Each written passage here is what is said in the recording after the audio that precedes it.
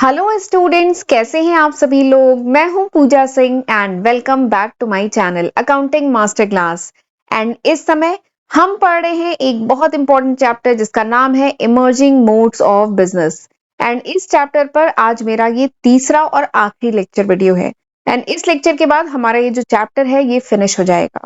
तो चलिए एक बार शॉर्ट में आपको बताती हूँ कि जो पिछले 2 लेक्चर वीडियोस थे उसमें हमने क्या क्या डिस्कस किया है।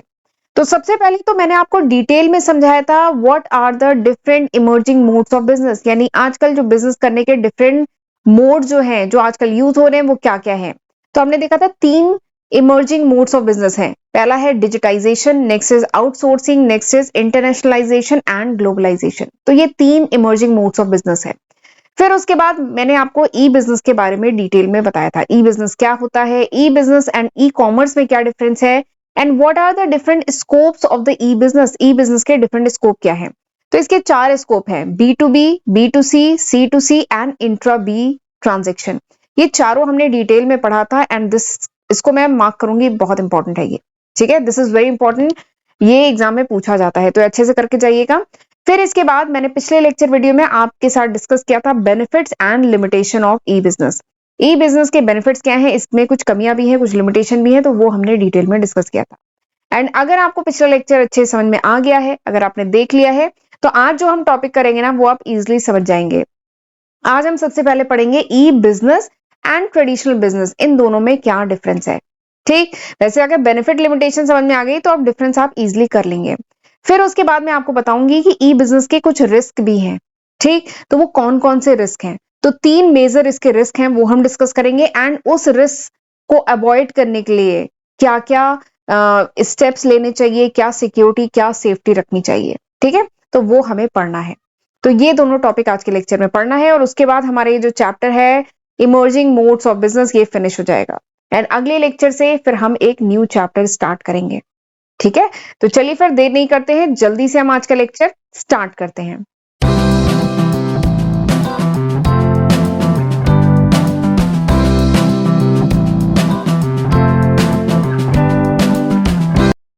तो आज हमें सबसे पहले पढ़ना है e business and traditional business, इन दोनों में क्या डिफरेंस है। ठीक है, तो एक एग्जाम्पल लेके चलिए करते हैं, जैसे हमने पिछले लेक्चर में किया था, तो ज्यादा अच्छे समझ में आ जाएगा। ठीक है, सपोज करिए मुझे कुछ हैंडीक्राफ्ट वगैरह मैं बनाती हूँ, ठीक है, और मुझे उसे बेचना है।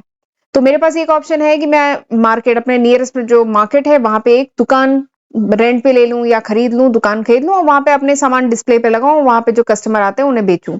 तो ये हो गया ट्रेडिशनल तरीका बिजनेस करने का, एक छोटा बिजनेस करने का ट्रेडिशनल तरीका। फिर ई बिजनेस के थ्रू अगर मुझे करना है तो मैं क्या कर सकती हूँ, मैं या तो अपनी वेबसाइट बनवा लूं किसी से, खुद बना लूं, नहीं तो किसी से बनवा लूं। या बहुत सारे सोशल मीडिया के प्लेटफॉर्म है, जैसे इंस्टाग्राम है, फेसबुक है, इन पे अपने प्रोडक्ट जो है इनकी फोटोज खींच के डिस्प्ले करूं, डिस्क्रिप्शन में प्राइस वगैरह सब कुछ डालूं और वहां से अपने प्रोडक्ट को सेल करूं। तो ये क्या होगा, ई बिजनेस होगा। जब मैं अपना बिजनेस कंडक्ट कर रही हूं using online media, using electronic media online media use करके जब मैं अपना बिजनेस कंडक्ट कर रही हूं तो उसे कहेंगे ई बिजनेस। ठीक, तो मैंने आपको दोनों यहाँ पे एग्जाम्पल ऐसे बता दिया है। तो अब हम डिस्कस करते हैं इनके डिफरेंस, इसी एग्जाम्पल को ध्यान में रख के इनके बीच में डिफरेंस डिस्कस करते हैं। ठीक है, सबसे पहला डिफरेंस। अच्छा, आप जब डिफरेंस एग्जाम में पूछा जाए ना, तो ये जो बेसिस ऑफ डिस्टिंक्शन है ना, ये जरूर लिखिएगा। बेसिस ऑफ डिस्टिंक्शन का क्या मतलब है कि किस बेसिस पे आप इन दोनों के बीच में डिफरेंस बता रहे हैं। ठीक है, तो पहला बेसिस क्या हो सकता है, ईज ऑफ फॉर्मेशन, यानी कितनी आसानी से ये बिजनेस फॉर्म होता है। तो बता दूं, ट्रेडिशनल बिजनेस जो है इसमें थोड़ी सी दिक्कत आती है, इट इज डिफिकल्ट। जबकि जो ई बिजनेस है वो बहुत सिंपल है स्टार्ट करना। ठीक है, इसको फॉर्म करना, स्टार्ट करना बहुत ईजी है। देखिए, ट्रेडिशनल बिजनेस के लिए मुझे देखना पड़ेगा कि मैं किस मार्केट में अपनी दुकान, मेरे घर के आसपास अगर बहुत सारी मार्केट है तो मैं किस मार्केट में अपनी दुकान ओपन करूं। ठीक है, फिर मुझे दुकान का पता करना पड़ेगा, दुकान सही लोकेशन पे होनी चाहिए। बहुत अंदर दुकान होगी तो कस्टमर वहां तक पहुंचेगा नहीं। तो बहुत सारी फॉर्मेलिटीज है। फिर मैं दुकान खरीदूंगी कि रेंट पे करूंगी, फिर दुकान की मुझे फिनिशिंग करवानी पड़ेगी, सामान रखना पड़ेगा, डिस्प्ले में प्रॉपर होना चाहिए, कुछ लेबर्स रखने पड़ेंगे, कुछ मतलब वर्कर रखने पड़ेंगे। तो इसको स्टार्ट करना थोड़ा सा डिफिकल्ट है, जबकि ई बिजनेस में मुझे ऐसा कुछ नहीं करना है। मैं अपने घर पे भी ई बिजनेस शुरू कर सकती हूँ, एक कमरे में सामान जो बनाती जा रही हूँ उसे मैं ढंग से रखूं और फिर उसकी फोटोज खींचकर अपनी वेबसाइट पे, इंस्टाग्राम, एफबी, अमेजोन, मिंत्रा, जहां अपने डिस्प्ले करना चाहूँ वहां डिस्प्ले करूं, वहां से सामान बिकेगा। ठीक, तो इट इज सिंपल। दूसरा जो डिफरेंस है वो डिफरेंस किससे रिलेटेड है? फिजिकल प्रेजेंस से। तो याद रखिए ट्रेडिशनल बिजनेस में फिजिकल प्रेजेंस चाहिए। फिजिकल प्रेजेंस मतलब ये जो दुकान है मतलब इसकी फिजिकल प्रेजेंस यानी सामान यहाँ पे होना चाहिए। ठीक है, सामान देख के ही कस्टमर छू के देख करके खरीदेगा, तो फिजिकल प्रेजेंस रिक्वायर्ड है। लेकिन ई बिजनेस में मैं अपने प्रोडक्ट की फोटो खींच के डालूंगी वेबसाइट पे, इंस्टाग्राम पे, एफबी पे, और वहीं से मेरा सामान बिक जाएगा, उसका डिस्क्रिप्शन वगैरह डालूंगी। ठीक है, तो ई बिजनेस में फिजिकल प्रेजेंस की जरूरत नहीं होती है, जबकि ट्रेडिशनल में जरूरत होती है। तीसरा जो डिफरेंस है दोनों के बीच में वो क्या है? Location requirements, locational requirements. तो ट्रेडिशनल बिजनेस में जनरली कोशिश की जाती है, जहां पे दुकान वगैरह आप खोलते हैं तो वहां पे कोशिश की जाती है कि हमारी दुकान ऐसी जगह हो जहां मतलब मार्केट में हो हमारी दुकान, प्लस मार्केट में भी सही जगह पे हो, प्लस अगर कुछ बड़े स्केल पे मेरा काम है तो फिर ऐसा हो कि जहां पे रॉ मटेरियल जहां से मैं उठा रही हूँ उसके पास हो, proximity to the source of raw material. इससे क्या होगा? ट्रांसपोर्ट का खर्चा बचेगा। जहां से मैं रॉ मटेरियल उठा रही हूँ उसी के पास मेरी दुकान हो, फैक्ट्री हो, तो वो ट्रांसपोर्ट का खर्चा बचेगा। तो लोकेशन रिक्वायरमेंट होती है ट्रेडिशनल बिजनेस में, जबकि ई बिजनेस में ऐसा कोई लोकेशन का, बहुत सोच समझ के ऐसा लोकेशन का ऐसा कुछ नहीं है ई बिजनेस में। ठीक, ये तीसरा डिफरेंस हो गया। चौथा डिफरेंस है related with cost of setting up. कितना खर्चा आता है सेट करने में? तो आप जानते हैं ट्रेडिशनल बिजनेस को सेट करने में खर्चा आएगा ना। आप एक दुकान खरीदेंगे, या तो खरीदेंगे या रेंट पे लेंगे मार्केट में। ठीक, दुकान का कुछ आपको सिक्योरिटी मनी देना होगा, हर महीने रेंट देना होगा। फिर दुकान ऐसे ही रॉ दुकान थोड़ी ना होगी, दुकान में कुछ लकड़ी का काम कराना होगा, फिनिशिंग करानी होगी, प्रेजेंटेबल बनाना होगा दुकान को। ठीक है, तो इसमें खर्चा आएगा। लेकिन ई बिजनेस में क्या है? मैं अपने घर पे ही एक जगह सामान बनाती जा रही हूँ, उसे बेचती जा रही हूँ, तो ऐसा मुझे कोई इंफ्रास्ट्रक्चर की ऐसी कोई जरूरत नहीं है। तो इसलिए क्या है यहाँ पर? लो as no requirement of physical facility. यहाँ पे कोई मुझे ई बिजनेस में फिजिकल फैसिलिटी की ऐसी कोई रिक्वायरमेंट नहीं है, सब चल रहा है मेरा, एक घर से भी काम चल रहा है। ठीक है, अगला जो पांचवा डिफरेंस है that is related with operating cost. Operating cost का मतलब क्या है? कि डे टू डे खर्चे, जो डे टू डे ऑपरेशन है इसका जो खर्चा है। तो जो ट्रेडिशनल बिजनेस है इसमें ऑपरेटिंग कॉस्ट क्या होती है? हाई होती है। क्यों हाई होती है? क्योंकि यहाँ पे फिक्स चार्जेस होते हैं। आपने अगर दुकान खरीदी है, ठीक है, तो कुछ वर्कर भी रखेंगे, दुकान का आपको लाइटिंग हीटिंग इन सब का खर्चा है। ठीक, प्लस मतलब और भी चीजें देखनी होंगी। लेकिन जो ई बिजनेस है वहां पे क्या है? वहां पे जो सामान आपका बिक रहा है वो आपके नेटवर्क की वजह से बिक रहा है। ठीक है, वहां पे नेटवर्क है। आप वेबसाइट वगैरह आपने बनाई है, इंस्टाग्राम एफबी पे बनाया है, तो वहां पे नेटवर्क है, आपके इतने सारे रेगुलर फॉलोअर्स हैं, वहां से सामान बिक रहा है।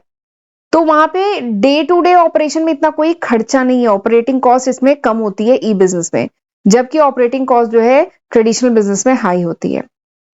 ठीक, और कुछ बिजनेस ऐसे भी होते हैं, पता है, ई बिजनेस की अगर हम बात करें तो कुछ बिजनेस ऐसे भी होते हैं कि एक जगह से सामान खरीदा दूसरी जगह बेचा, ऐसे भी तो होते हैं, ऐसे भी तो होते हैं। तो इसमें क्या है? आपका प्रोडक्ट की ओनरशिप नहीं है, आपको रिसोर्स को ओन नहीं करना, आपको कहीं स्टॉक नहीं करना है। आपने कस्टमर को रिक्वायरमेंट है, आपने एक जगह से खरीदा, उसमें थोड़ा सा मॉडिफिकेशन किया और दूसरी जगह बेच दिया। तो इसमें जो ऑपरेटिंग कॉस्ट होती है ना ई बिजनेस में कम होती है, जबकि इसमें काफी हाई होती है, क्योंकि यहाँ पे फिक्स चार्जेस होते हैं। ठीक, नेक्स्ट जो डिफरेंस है वो क्या है? कितने हो गए? 1 2 3 4 5, ये छठा डिफरेंस। सिक्स डिफरेंस क्या है? Nature of contact with the supplier and customer. तो अगर हम नेचर ऑफ कॉन्टैक्ट की बात करें, सप्लायर के साथ जहां से पीछे से रॉ मटेरियल आ रहा है, ठीक है, प्लस कस्टमर के साथ जो नेचर ऑफ कॉन्टैक्ट की बात करें, तो ट्रेडिशनल बिजनेस में क्या है? ट्रेडिशनल बिजनेस में इनडायरेक्ट कॉन्टैक्ट होता है। ठीक है, क्योंकि वहां पे इंटरमीडियरीज इन्वॉल्व होते हैं। ट्रेडिशनल बिजनेस में देखिए क्या है, सबसे पहले मैन्युफैक्चरर है, फिर उसके बाद मैन्युफैक्चरर से सामान किसके पास गया? होलसेलर के पास गया, होलसेलर के पास से रिटेलर के पास गया, रिटेलर फिर सामान को कस्टमर तक बेच रहा है। तो देख रहे हैं यहाँ पे एक चेन है। ठीक है, तो यहाँ पे मैन्युफैक्चरर का डायरेक्ट कस्टमर से कांटेक्ट नहीं है। ठीक, तो यहाँ पे इनडायरेक्ट कांटेक्ट है। लेकिन ई बिजनेस में क्या है? मैंने अगर सामान बनाया, मैं मैन्युफैक्चरर हूँ और मेरी वेबसाइट है, उससे मैं डायरेक्टली कस्टमर को सामान बेच रही हूँ, कोई इंटरमीडियरी नहीं है। ठीक है, इसलिए क्या है, मैं सामान सस्ता भी बेच सकती हूँ, क्योंकि बीच में मेरा कोई कट, मुझे होलसेलर रिटेलर को कुछ कट नहीं देना है। ठीक है, तो यहाँ पे जो कॉन्टैक्ट होता है दैट इज डायरेक्ट। अगला जो सेवन डिफरेंस है वो क्या है? नेचर ऑफ इंटरनल कम्युनिकेशन, यानी जो इंटरनल कम्युनिकेशन है। ठीक है, ये जो बिजनेस है इसमें जो इंटरनल कम्युनिकेशन है, तो हम बात करें जो ट्रेडिशनल बिजनेस है उसमें जो इंटरनल कम्युनिकेशन है वो top level to middle level to lower level ऐसे होता है इंटरनल कम्युनिकेशन। आप देख रहे हैं मैन्युफैक्चरर से होलसेलर, होलसेलर से रिटेलर, रिटेलर से कस्टमर। यहाँ पे जो वर्टिकल और top level, middle level, lower level ऐसे है कम्युनिकेशन। जबकि जो ई बिजनेस है, ई बिजनेस में क्या है, नॉन हायरार्किकल, ठीक है, नॉन हायरार्किकल, डायगोनल, हॉरिजॉन्टल जैसी रिक्वायरमेंट है। ये जो मैन्युफैक्चरर है, पीछे सप्लायर से बात करनी है तो ये सप्लायर से बात कर लेगा, ठीक है, आगे कस्टमर से बात करनी है कस्टमर से कर लेगा। तो ऐसा कोई वर्टिकल या ऐसा कोई टॉप लेवल, मिडिल लेवल ऐसा कम्युनिकेशन नहीं है, जैसी जरूरत है डायरेक्ट कम्युनिकेशन है यहाँ पे, ठीक। नेक्स्ट आ जाइए आठवां, जो एट्थ डिफरेंस क्या है, response time for meeting customer and internal requirement. Response time कितना लगता है, कस्टमर की जो रिक्वायरमेंट है या कोई इंटरनल रिक्वायरमेंट है तो इसमें रिस्पॉन्स टाइम कितना लगता है। तो हमने पढ़ा था बेनिफिट ऑफ ई बिजनेस में कि ई बिजनेस में स्पीड होती है, ई बिजनेस में काम तेजी से होता है, स्पीड होती है। कस्टमर की कोई भी ग्रीवियंसेस है, कस्टमर तुरंत अपने जो सेलर है उसको बोल सकता है, मेल भेज दे, मैसेज कर दे, सामान तुरंत इसके पास मैसेज चला जाएगा। और सेलर भी जो भी ऑर्डर कंफर्मेशन है ये तुरंत, क्योंकि यहाँ पे स्पीड होती है, सब कुछ ऑनलाइन इंटरनेट पे हो रहा है। लेकिन जो रिस्पॉन्स टाइम है ट्रेडिशनल बिजनेस में क्या है, उसमें समय लगता है, वो ट्रेडिशनल तरीके से किया जा रहा है, इतनी टेक्नोलॉजी यूज नहीं की जा रही है, उसमें समय लगता है। तो रिस्पॉन्स टाइम जो है इसमें लॉन्ग होता है, जबकि इसमें क्या है, ई बिजनेस में इंस्टेंटेनियस तुरंत होता है। अगला जो डिफरेंस है, 8 डिफरेंस हो गया ना, नाइन्थ डिफरेंस क्या है, shape of the organisation structure. तो ये ट्रेडिशनल बिजनेस की बात करें तो ट्रेडिशनल बिजनेस में जो स्ट्रक्चर होता है ऑर्गेनाइजेशन का, वो वर्टिकल टॉल होता है एंड चेन ऑफ कमांड है, बताया था ना, मैन्युफैक्चरर, देन होलसेलर, उसके बाद रिटेलर, उसके बाद कस्टमर, तो ये वर्टिकल है। जबकि जो ई बिजनेस है, ई बिजनेस में जो चेन ऑफ कमांड है या कह लीजिए बिजनेस है, वो क्या है, हॉरिजॉन्टल है, फ्लैट है। क्योंकि मैन्युफैक्चरर यहाँ पे डायरेक्टली कस्टमर को सामान बेचता है, डायरेक्टली बात करता है, रॉ मटेरियल की कमी है तो पीछे सप्लायर से डायरेक्टली बात करता है। तो हॉरिजॉन्टल या फ्लैट स्ट्रक्चर है। अगला जो डिफरेंस है, टेंथ, मैंने बहुत सारे डिफरेंस बता दिए। टेंथ जो डिफरेंस है that is business process and length of the cycle. ये जो लेंथ ऑफ द साइकिल या कह लीजिए लेंथ ऑफ बिजनेस साइकिल, ये हमने अकाउंट्स में ही पढ़ा था। लेंथ ऑफ बिजनेस साइकिल मतलब पूरे उस प्रोसेस को फिनिश होने में कितना समय लगता है। आप कैश लेकर के आपने बिजनेस शुरू किया, कैश से आपने रॉ मटेरियल खरीदे, रॉ मटेरियल को प्रोडक्शन में दिया, प्रोडक्शन हो गया, उसके बाद आपने सेल किया, सेलर ने, कुछ लोग तुरंत पैसा दे देंगे, कुछ हो जाएंगे डेटर, ठीक, फिर डेटर से वापस कैश मिलेगा। तो ये क्या है, पूरी एक साइकिल है।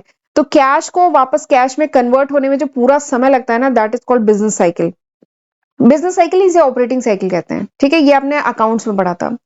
तो उसी की बात यहाँ पे हो रही है कि business process and length of the cycle, business process and length of cycle कैसी रहती है ट्रेडिशनल बिजनेस में एंड ई बिजनेस में कैसी रहती है, ठीक। तो ट्रेडिशनल बिजनेस में सिक्वेंशियल प्रोसीजर होता है, सक्सेशन रिलेशनशिप होता है, पहले परचेज हुआ, फिर प्रोडक्शन हुआ, ऑपरेशन हुआ, मार्केटिंग हुई, फिर सेल्स हुआ। तो यहाँ पे बिजनेस प्रोसेस साइकिल जो होती है ना, वो क्या होती है, लंबी होती है, ठीक। लेकिन इसके कंपेयर में, क्योंकि ई बिजनेस में क्या होता है, स्पीड होती है, हर काम इंस्टैन्टेनियस ऑनलाइन हो रहा होता है, हर काम, बस मैन्युफैक्चरिंग कह लीजिए फिजिकली हो रही है, बाकी हर चीज ऑर्डर प्लेस करना, ठीक है, और अगर कोई ग्रीवियंसेस है या कुछ भी पेमेंट वगैरह सब ऑनलाइन हो रहा है, तो तुरंत हो रहे हैं। तो यहाँ पे साइमल्टेनियसली डिफरेंट प्रोसेस हो रहे होते हैं, इसलिए यहाँ पे बिजनेस साइकिल क्या होती है, शॉर्टर होती है, ठीक। तो ये हो गया टेंथ डिफरेंस। और फाइनली 11वां डिफरेंस, 11 और आखिरी डिफरेंस क्या है, अपॉर्चुनिटी फॉर इंटरपर्सनल टच। जो इंटरपर्सनल टच की बात करें तो जो ई बिजनेस है, सॉरी यहाँ पे जो ट्रेडिशनल बिजनेस है, ट्रेडिशनल बिजनेस में इंटरपर्सनल टच की बहुत ज्यादा गुंजाइश है। देखिए अगर मैं दुकान पे जाके सामान खरीदूंगी तो जो शॉपकीपर है वो भी जान तो वो भी जान रहा है कि मैं किस टाइप के सामान खरीदती हूँ, मेरा टेस्ट क्या है, मेरा प्रेफरेंस क्या है, वो मुझे डायरेक्टली वही सामान दिखाएगा, ठीक है। और प्लस मैं उस सामान को छू के देख सकती हूँ, अगर कोई कपड़े वगैरह है ट्राई करके देख सकती हूँ, जूते ट्राई करके देख सकती हूँ, ठीक है। लेकिन जो ई बिजनेस है वहां पे क्या ये सब चीजें होती हैं, इंटरपर्सनल टच होता है। जो वेबसाइट्स हैं उन्हें पता है क्या कि मैं किस टाइप के प्रोडक्ट यूज करती हूँ, क्या मैं उसे ट्राई कर सकती हूँ, क्या उसे छू सकती हूँ, नहीं छू सकती ना। तो यहाँ पे इंटरपर्सनल टच कम होता है, जबकि यहाँ पे इंटरपर्सनल टच काफी होता है, ठीक है। तो ये थे 11 difference between E business and traditional business, right. चलिए आगे बढ़ते हैं, बट आगे बढ़ने से पहले मैं थोड़ा सा अपने चैनल, मेरा पहला चैनल है अकाउंटिंग मास्टर क्लास के नाम से एंड दूसरा चैनल है पूजा सिंह के नाम से, इसके बारे में थोड़ा सा बताना चाहती हूँ। ये वो लिस्ट ऑफ सब्जेक्ट है जो मैं आज की तारीख यानी नवंबर 2023 तक अपने first channel and second channel पे अपलोड कर चुकी हूँ। तो अगर आपको ये सब्जेक्ट पढ़ने हैं तो मेरे चैनल पे जाके प्लेलिस्ट चेक कर सकते हैं, वहां पे आपको ये सब्जेक्ट मिल जाएंगे। और एक खास बात और है कि ये सब नवंबर 2023 तक है। अगर ये वीडियो आप कुछ महीने बाद, कुछ साल बाद देख रहे हैं, तो होपफुली मैं इसमें काफी न्यू सब्जेक्ट ऐड कर चुकी होंगी। ये अभी तक है, नवंबर 2023 तक, तो जरूर इसका फायदा उठाइएगा, इसकी हेल्प से पढ़िएगा। और अगर मेरे चैनल पे रिलेटेड, मेरे चैनल पे जो अपलोडेड वीडियोस हैं उनके नोट चाहिए, then you can download my application from Google Play Store. ठीक है। एंड मेरा channel, first channel and second channel अगर अभी तक नहीं सब्सक्राइब किया है तो जल्दी से सब्सक्राइब कर लीजिएगा। इंस्टाग्राम पे ही मुझे जरूर फॉलो कर लीजिए, वहां पे भी मैं अपने चैनल से रिलेटेड अपडेट डालती रहती हूँ। और प्लीज वीडियो को लाइक जरूर किया करिए, ठीक है। और प्लीज अपने जूनियर्स के साथ, अपने फ्रेंड्स के साथ इसको शेयर करिए, ताकि ये वीडियो ज्यादा से ज्यादा लोगों तक पहुंचे और मैं उनकी हेल्प कर सकूं। ठीक। एंड कमेंट करके मुझे बताइएगा कि आप किस कोर्स के हैं, मैं जानना चाहती हूँ कि आप किस कोर्स के हैं, क्योंकि तभी मैं थोड़ा सा वीडियो उसी के हिसाब से बना पाऊंगी। ठीक है, तो कमेंट करके मुझे बताइएगा कि how was this lecture and you are in which course, आप किस कोर्स के स्टूडेंट हैं। ठीक है, तो चलिए आगे बढ़ते हैं। अब हम पढ़ेंगे ई बिजनेस के रिस्क। ई बिजनेस में क्या रिस्क है, ठीक। एंड उस रिस्क को अवॉइड करने के लिए क्या सिक्योरिटी स्टेप हम ले सकते हैं, क्या सेफ्टी प्रिकॉशन हम ले सकते हैं, तो ये अब हमें पढ़ना है। ठीक। तो चलिए सबसे पहले तो हम रिस्क समझते हैं, रिस्क क्या होता है। तो रिस्क क्या है? Risk is the possibility of loss. Risk क्या है? नुकसान होने की संभावना, लॉस। लॉस होने की जो प्रोबेबिलिटी होती है ना, उसी को कहते हैं risk. What is risk? Risk is the probability या पॉसिबिलिटी ऑफ लॉस। प्रोबेबिलिटी मतलब क्या होता है? संभावना, यानी लॉस होने की जो संभावना होती है ना, इसी को कहते हैं रिस्क। तो रिस्क क्या है? Risk is the probability of any miss happening, कोई मिस हैपनिंग हो जाए, कोई नुकसान हो जाए, इसकी जो प्रोबेबिलिटी है, इसकी जो संभावना है, उसी को कहते हैं रिस्क। अब किस टाइप के नुकसान हो सकते हैं? जैसे कोई फाइनेंशियल या रेपुटेशनल या साइकोलॉजिकल लॉस हो जाए, जो भी ट्रांजेक्शन में जो भी पार्टीज इन्वॉल्व हैं, चाहे वो बायर है चाहे सेलर है, बायर या सेलर का कुछ फाइनेंशियल या कुछ रेपुटेशनल या साइकोलॉजिकल लॉस हो जाए, इसकी जो संभावना है ना, इसी को कहा जाता है रिस्क। तो ई बिजनेस में there is some risk involve. ये जो ई बिजनेस है, इसमें कुछ रिस्क इन्वॉल्व है। क्या रिस्क इन्वॉल्व है? 3 टाइप के रिस्क हो सकते हैं। ई बिजनेस में जो रिस्क होता है, जो लॉस होने की जो संभावना है, वो 3 टाइप की हो सकती है। पहला जो रिस्क है वो क्या है? ट्रांजेक्शन रिस्क हो सकता है। ई बिजनेस में ट्रांजेक्शन रिस्क हो सकता है। दूसरा रिस्क क्या है? Data storage and transmission risk. तीसरा क्या है? Risk of threat of intellectual property and privacy. ठीक। तो ये 3 टाइप के रिस्क हो सकते हैं ई बिजनेस में। अब ये तीनों टाइप के रिस्क क्या होते हैं, इन रिस्क को अवॉइड करने के लिए क्या करना चाहिए, क्या क्या किया जाता है, वो अब हम पढ़ेंगे। ठीक। तो चलिए पहला रिस्क पढ़ते हैं, ट्रांजेक्शन रिस्क। पहला रिस्क क्या हो सकता है ई बिजनेस में? Transaction risk. ट्रांजेक्शन रिस्क का क्या मतलब है? ट्रांजेक्शन रिस्क में बेसिकली ये 3 रिस्क आते हैं। ट्रांजेक्शन रिस्क मतलब ट्रांजेक्शन करते समय, देखिए नाम क्या है, ट्रांजेक्शन रिस्क, यानी ट्रांजेक्शन करते समय, लेन देन करते समय, बाय सेल करते समय जो रिस्क होता है, दैट इज ट्रांजेक्शन रिस्क। इसमें पहला क्या है? पहला हो सकता है default on order taking and giving, यानी ये जो बायर है या जो सेलर है, ये अगर डिफॉल्ट कर जाए, धोखा दे दे ऑर्डर टेकिंग में या ऑर्डर गिविंग में। बायर ने ऑर्डर प्लेस किया लेकिन सेलर बाद में डिनाई कर दे कि भई आपका तो कोई ऑर्डर ही नहीं रिसीव हुआ, ठीक है। या सेलर डिनाई या बायर डिनाई कर दे कि हमने तो कोई ऑर्डर ही नहीं प्लेस किया, तो इस टाइप का जो रिस्क है वो ट्रांजेक्शन रिस्क में आता है। दूसरा क्या है? डिफॉल्ट ऑन डिलीवरी, यानी डिलीवरी नहीं की। ये जो सेलर है उसने पैसा तो ले लिया लेकिन डिलीवरी गलत जगह कर दी, गलत एड्रेस पे कर दी, ठीक है। या सामान सही डिलीवर नहीं किया, ऑर्डर कुछ और प्लेस किया था और सामान कुछ और डिलीवर किया, जो मेरे साथ बहुत होता है, मेरे साथ हुआ है काफी बार। सामान कुछ और ऑर्डर किया, मुझे मिल गया कुछ और, या जो प्रोडक्ट मिला वो कंप्लीटली डिफरेंट है, तो इसे कहते हैं डिफॉल्ट ऑन डिलीवरी। तीसरा क्या है? Default on payment. Default on payment मतलब ये जो बायर है ये डिफॉल्ट कर जाए, सामान तो डिलीवर हो गया, ये पेमेंट करने में डिफॉल्ट कर जाए। तो ये जो तीनों टाइप के जो रिस्क होते हैं ना, ये ट्रांजेक्शन रिस्क में आते हैं। कि ट्रांजेक्शन रिस्क में क्या क्या हो सकता है कि ऑर्डर में, ऑर्डर लेने और देने में डिफॉल्ट हो जाए, या डिलीवरी में डिफॉल्ट हो जाए, या पेमेंट में डिफॉल्ट हो जाए। तो ये तीन टाइप के केसेस आते हैं ट्रांजेक्शन रिस्क में। अब इस रिस्क को अवॉइड करने के लिए क्या किया जाए? तो रिस्क कैन बी अवॉइडेड, यानी इस रिस्क को अवॉइड करने के लिए क्या किया जाता है? आइडेंटिटी यानी पहचान, या लोकेशन या जो एड्रेस वेरिफिकेशन है वो कराया जाता है सेलर का, सॉरी बायर का, at the time of registration. आपने देखा होगा जब भी हम एग्जांपल लेते हैं अमेजोन या मिंत्रा या किसी भी वेबसाइट से अगर हम शॉपिंग करने जाते हैं, तो पहले हमें रजिस्ट्रेशन कराना होता है ना। हम उस पर अपनी लॉगिन आईडी पासवर्ड बनाते हैं, रजिस्ट्रेशन करते हैं, तो इसमें क्या है, हम अपना नाम, पता, फोन नंबर ये सब दे रहे हैं, तो एक क्या है, वेरिफिकेशन हो जा रहा है, ठीक है। और ये एक और चीज की जाती है कि obtaining authorisation as to the order confirmation and payment realisation, यानी जब भी पेमेंट रियलाइज होता है या ऑर्डर कंफर्म होता है तो एक ऑथराइजेशन दिया जाता है, ठीक है। तो इस इन सब चीजों से क्या होता है कि इस टाइप के रिस्क होने के चांसेस कम हो जाते हैं। अगर जो बायर है वो अपनी जब शॉपिंग करने जा रहा है तो अगर वो रजिस्ट्रेशन करेगा पहले, ठीक है, अपनी आईडी एड्रेस वेरीफाई करेगा, ठीक, अपना फोन नंबर वगैरह देगा, तो इससे इस टाइप के फ्रॉड, इस टाइप के जो रिस्क है उसके चांसेस कम हो जाते हैं, ठीक। ये देखिए यही चीज मैंने लिखी है कि जो कस्टमर है वो जब अपना डिटेल भरता है रजिस्ट्रेशन के टाइम, ठीक है, तो उससे भी कंफर्म हो जाता है, और ये जो डिटेल कस्टमर भर रहा है ये सही है कि नहीं है ये सेलर वेरीफाई कर सकता है। कैसे? From cookies.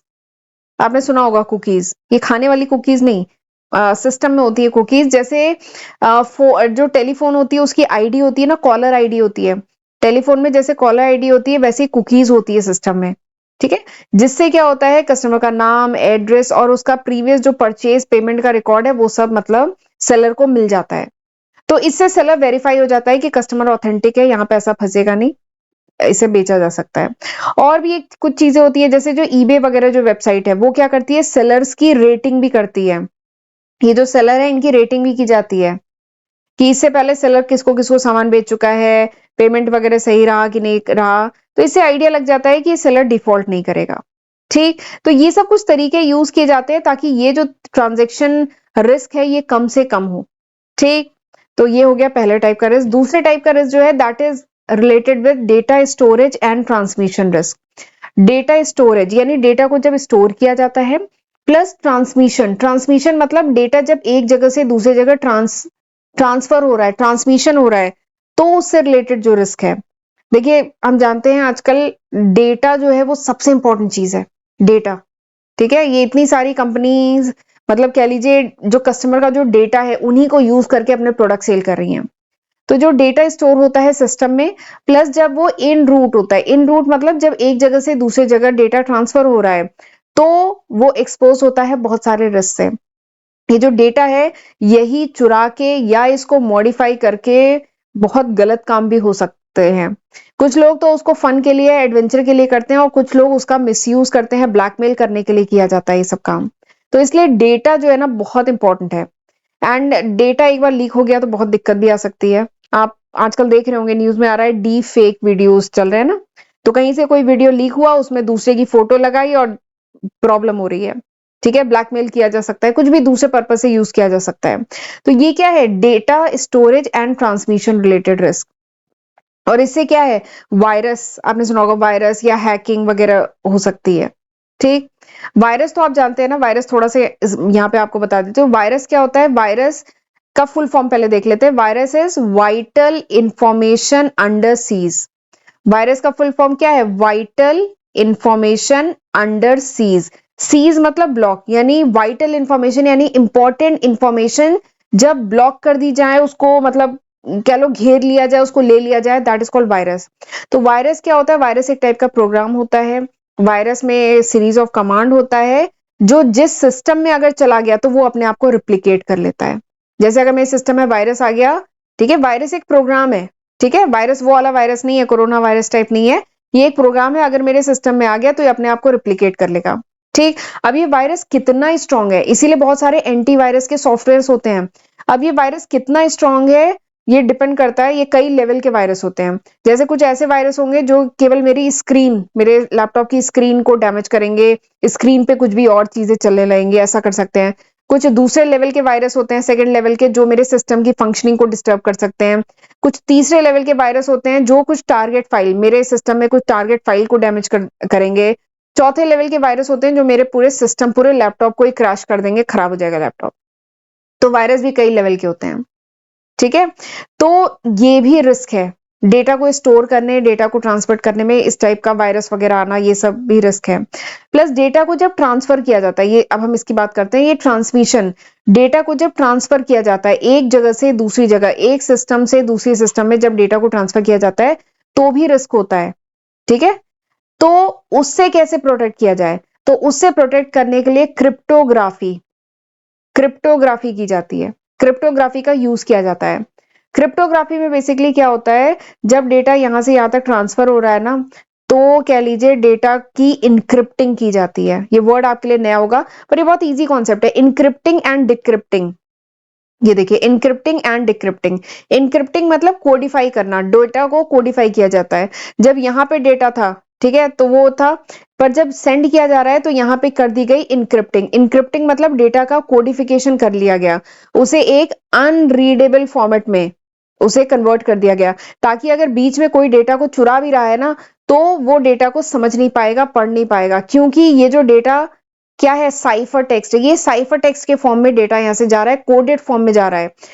और जिसके पास सीक्रेट की रहेगी, सीक्रेट की होती है, जिसके पास सीक्रेट की रहेगी वही इस डेटा को वापस क्या कर सकता है, डिक्रिप्ट कर सकता है। ठीक है, डेसिफर कर सकता है, समझ सकता है, उसको डिक्रिप्ट कर सकता है, और फिर यहाँ पे डेटा जो है वापस प्लेन टेक्स्ट के फॉर्म में होगा, कन्वर्ट होगा, तभी ये डेटा। तो इससे क्या है, बीच में कोई भी डेटा आपका चोरी नहीं हो सकता, लीक नहीं हो सकता। तो इसको कहा जाता है क्रिप्टोग्राफी। ये बात समझ में आ रही है? डेटा ट्रांसमिशन के दौरान डेटा में कोई छेड़छाड़ ना हो, मॉडिफिकेशन ना हो, चुराया ना जाए, इसके लिए किया जाता है क्रिप्टोग्राफी। यहां पे से जब डेटा जा रहा है, यहां पे कर दिया जाता है कोडिफिकेशन। कोडिफिकेशन मतलब इसको कहा जाता है इनक्रिप्टिंग कर दी जाती है। अब डेटा कोडेड फॉर्म में यहां से मूव करता है, ठीक, और ये जो मूव करता है ये अनरीडेबल फॉर्म में कन्वर्ट हो जाता है। यहां पे लिखा है अनरीडेबल फॉर्मेट में कन्वर्ट हो जाता है, जिसको कहा जाता है साइफर टेक्स्ट। ठीक, फिर दूसरा सिस्टम, इसके पास होती है सीक्रेट की। अब इसके पास सीक्रेट की है तो डेटा को वापस ये क्या करेगा, डेसिफर करेगा, यानी वापस इसको डिक्रिप्ट करेगा और प्लेन टेक्स्ट में कन्वर्ट करेगा। ठीक है, तो ये होता है डेटा को प्रोटेक्ट करने के लिए। तो ये दूसरे टाइप का रिस्क है। जब हम ई बिजनेस यूज करते हैं तो उसमें ये भी रिस्क है कि डेटा चोरी हो सकता है, डेटा मॉडिफाई हो सकता है, वायरस हो सकता है, हैकिंग की जा सकती है। तो इसको प्रोटेक्ट करने के लिए ये किया जाता है क्रिप्टोग्राफी। ठीक है, दूसरे टाइप का रिस्क हो गया। Now come to the third risk. तीसरा रिस्क क्या है, risk of threat to intellectual property and privacy. यानी जब भी हम कोई अपना डेटा, ठीक है, अपनी फोटो, अपने वीडियो, अपना डेटा जो है इंटरनेट पे डालते हैं, तो क्या हुआ, अब वो हमारे कह लीजिए प्राइवेट जोन से बाहर गया, हमारे प्राइवेट डोमेन से बाहर गया। एनीबॉडी कैन कॉपी दिस, वो तो अब पब्लिकली अवेलेबल है ना, कोई भी इंफॉर्मेशन अब पब्लिकली अवेलेबल है, कोई भी उसको कॉपी कर सकता है। जैसे ये जो मैं वीडियो डाल रही हूँ, अब ये इंटरनेट पे गया, कोई भी इसको कॉपी भी कर सकता है। ठीक, बट ये है कि यूट्यूब के अपने कुछ नॉर्म्स हैं, अगर कॉपी करते हैं तो कॉपीराइट स्ट्राइक आ जाता है। ठीक, बट अब ये कह लीजिए नोट्स कोई लिख तो सकता है, इन्हीं नोट्स को कॉपी कर सकता है। ठीक है, तो यही तीसरा रिस्क है कि risk of threat to intellectual property पे थ्रेट प्लस प्राइवेसी पे थ्रेट। कोई भी फोटो अगर पब्लिक कर दी तो फिर क्या है, आपकी प्राइवेसी भी नहीं रही, तो प्राइवेसी पे थ्रेट है। ठीक, आपने देखा होगा कोई फोन नंबर या कोई जीमेल आईडी आप कहीं पे डाल दें, किसी फॉर्म को फिल करने में या कोई शॉपिंग वगैरह करने में, अपना फोन नंबर और जीमेल आईडी डाल दे, तो बस क्या होगा, उस फोन नंबर पे खूब सारे ऐड के मैसेज आने लगेंगे, कॉल आने लगेंगे, उस जीमेल आईडी पे खूब सारे आने लगेंगे। भाई यहाँ पे लिखा है dumping a host of advertising and promotional literature आने लगेंगे ना, तो ये क्या हुआ, आपका डेटा लीक हो गया, अब प्राइवेसी नहीं रही, अब वो फोन नंबर लीक हो चुका है, अब उस पर खूब मैसेज आएंगे, एडवर्टाइजमेंट आएंगे। तो ये भी एक रिस्क है, तीसरे टाइप का रिस्क है ई बिजनेस का। ठीक, तो ये था पूरा ई बिजनेस के 3 रिस्क, समझ में आया? ये देखिए 3 टाइप के रिस्क हैं, transaction risk, data storage and transmission risk and risk of threat and intellectual property. और इसी के साथ हमारा ये जो पूरा चैप्टर है इमर्जिंग मोड्स ऑफ बिजनेस ये फिनिश होता है। इसमें हमने ये सारे टॉपिक बहुत डिटेल में पढ़े हैं, तो इसी के साथ ये चैप्टर फिनिश होता है। एंड अगले लेक्चर से हम स्टार्ट करेंगे एक न्यू चैप्टर जिसका नाम है social responsibility of business. Business की कुछ समाज की तरफ कुछ सोशल रिस्पॉन्सिबिलिटी है, उसके बारे में पढ़ेंगे, एंड बिजनेस एथिक्स के बारे में पढ़ेंगे। ठीक है, एंड फिलहाल अभी तक मैंने जितना पढ़ाया है उतना पढ़ के रखिएगा। अब हम मिलेंगे अगले लेक्चर वीडियो में, और प्लीज वीडियो को लाइक कर लीजिएगा। ठीक है, तो मिलते हैं अगले लेक्चर वीडियो में, तब तक अपना ध्यान रखिएगा। God bless you.